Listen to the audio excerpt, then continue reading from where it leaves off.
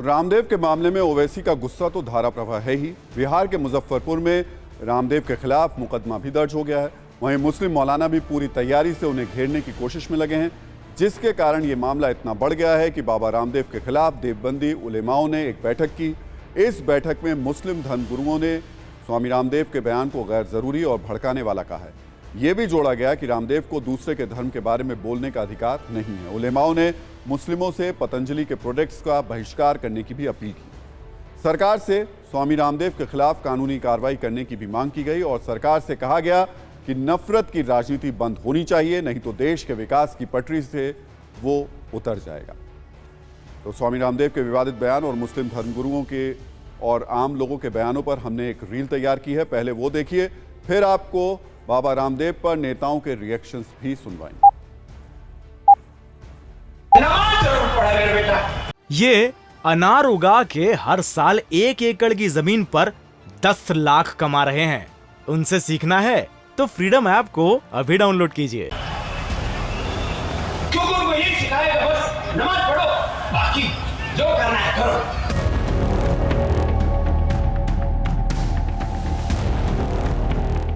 ये जो है इस तरह के बयान दे रहे हैं कि जो उन्होंने सस्ती लोकप्रियता मिल जाए और देश में लोकसभा का चुनाव भी आ रहा है, वो हिंदू मुस्लिम को बांटने के लिए इस तरह की जो है ना बयानबाजी करने का काम कर रहे हैं। नमाज का मतलब ये नहीं, नमाज का मतलब जो है बुराइयों को खत्म करना है।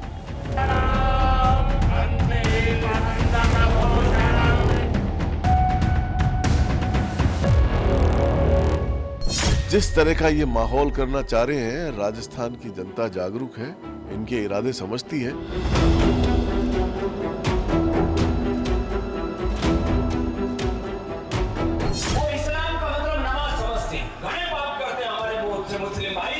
एक बाबा रामदेव जैसे कुछ लोग हो रहे हैं जो बुरा बोलते हैं, नहीं और कोई नहीं बुरा बोलता। हिंदू मुस्लिम प्यार मोहब्बत से देवबंद के अंदर रहते हैं।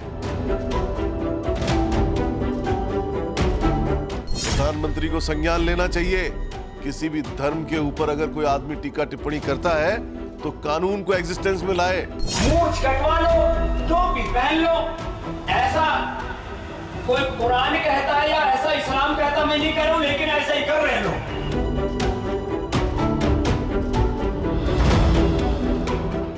इस्लाम कभी ये नहीं सिखाते हैं। बाबा रामदेव को इस्लाम का अध्ययन करना चाहिए, स्टडी करना चाहिए। आतंकवादी बन गए घने, बाकी और जितने भी अपराधी घने बढ़ गए, नमाज जरूर पढ़नी।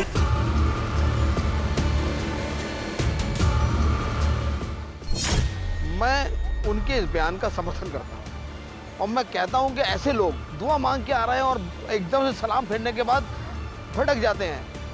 हम ऐसे मुसलमानों को सूफी इस्लामिक बोर्ड कंडेम करता है। वो कहेगी बस 5 बार नमाज पढ़ो, फिर जो मरवा वो करो, चाहे हिंदुओं की छोरी उन्हें उठा के लाओ, चाहे जो भी पाप कर रहे हैं करो।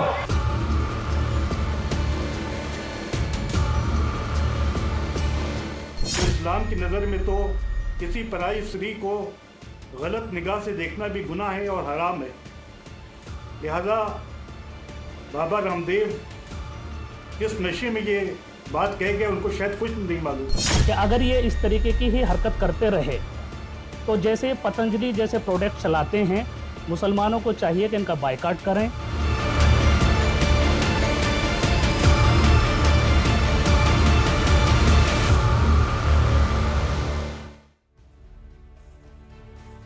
तो आपने बाबा रामदेव पर मौलानाओं और कुछ आम मुसलमानों का गुस्सा तो देख लिया।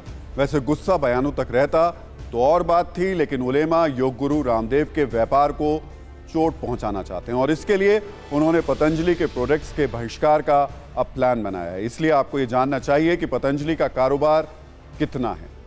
2022 में पतंजलि का सालाना टर्नओवर 40,000 करोड़ था। अगले 5 साल में इसे 1 लाख करोड़ करने का लक्ष्य रखा गया है। देश में पतंजलि के 47,000 रिटेल स्टोर हैं, 3500 डिस्ट्रीब्यूटर हैं, 18 राज्यों में पतंजलि के वेयर हाउसेस हैं, 6 राज्यों में फैक्ट्री बनाने का उनका प्लान है। यानी स्वामी रामदेव का बिजनेस बड़ा है और उनके बयान से नाराज लोग इस पर अब चोट करना चाहते हैं। पहले भी कई बार योग गुरु रामदेव से नाराज होकर पतंजलि के बहिष्कार की बात हो चुकी है, लेकिन इस बार बहिष्कार सीधे धर्म और उसके अपमान से जुड़ा हुआ है। अपमानजनक धार्मिक टिप्पणी उस कील की तरह होती है जो फेंकी दूसरों पर जाती है और बाद में अपने ही पैर में चुभ जाती है।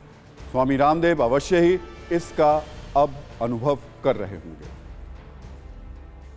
ये अनार उगा के हर साल 1 एकड़ की जमीन पर 10 लाख कमा रहे हैं। उनसे सीखना है तो फ्रीडम ऐप को अभी डाउनलोड कीजिए।